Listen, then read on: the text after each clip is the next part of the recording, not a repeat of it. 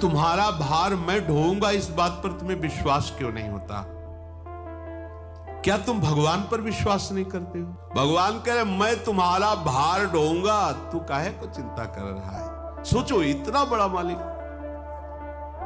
अच्छा, दूसरा कोई हमसे वादा कर दे तो हमारे साथ नहीं रहेगा, और ये ऐसे है कि एक क्षण के लिए हमें छोड़ेंगे नहीं, हमारी सत्ता ही नहीं उनके बिना। भगवत चिंतन में जो लग गया उसका सारा का सारा भार प्रभु ले लेते अपने ऊपर। तुम निश्चिंत हो जाओगे, महा आनंद में हो जाओगे, कोई भी दुख तुम्हें छू नहीं पाएगा। तुम भगवान के भरोसे तो हो जाओ। सर्वतोभावेन एक बार पूरा भार प्रभु के ऊपर डाल दो।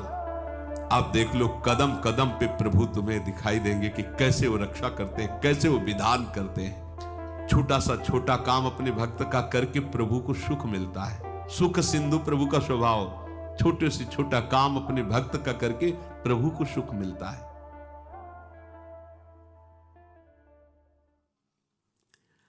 भगवान का एक शब्द याद रख लो, वो कह रहे योगक्षेमम वहाम्यहम, अहम वहामी वहाम्यहम, मैं तुम्हारा वाहन करूंगा।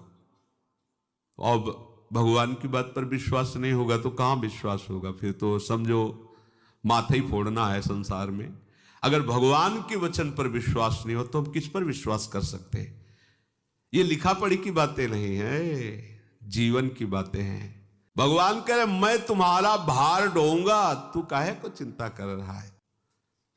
तो हम सुख के लिए, संपत्ति के लिए, नाम के लिए जो भी सारा प्रयास, चिंतन, क्रियाएं इसीलिए तो कर रहे हैं। प्रभु कह रहे तुम शांत हो जाओ, मैं हूं। और ये बोल कौन रहे हैं? अनंत ब्रह्मांडों के मालिक, अनंत शक्तियों के स्वामी, मैं योगक्षेम, तुम्हारा सारी जिम्मेवारी हमारी, बस तुम आराम से बैठ के राधा राधा कहो बस। अखिल लोकों के स्वामी भगवान कह रहे हैं मैं तुम्हें जो चाहिए वो दूंगा। अच्छा, यश, आज तक जो भगवत प्रेमी महात्माओं का यश हुआ, ऐसा किसी का यश नहीं हुआ। बड़े बड़े महात्माओं का यश हुआ है। कैसा भी भगवान का भक्त हो, कभी दुर्गति को प्राप्त नहीं होता। कैसा, इसलिए शब्द माना जीवन में नहीं समेट पाया तो भगवान कहते हैं कि ना में भक्ता प्रणश्यति, मेरे भक्त का नाश नहीं होगा।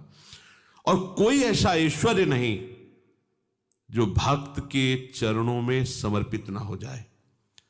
समस्त सिद्धियां रिद्धियां सब, पर वो भगवत प्रेमी होता है, इसलिए इन सब बाह्य वस्तुओं को स्वीकार नहीं करता।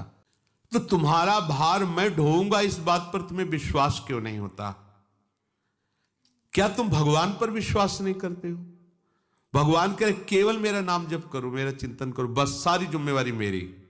एक बार होके देख लो, दो बार तो होना ही नहीं पड़ता, एक ही बार में काम हो जाता है। गीता जी में भगवान कह रहे तुम्हारा केवल कार्य है मेरा चिंतन, मेरा भजन करना।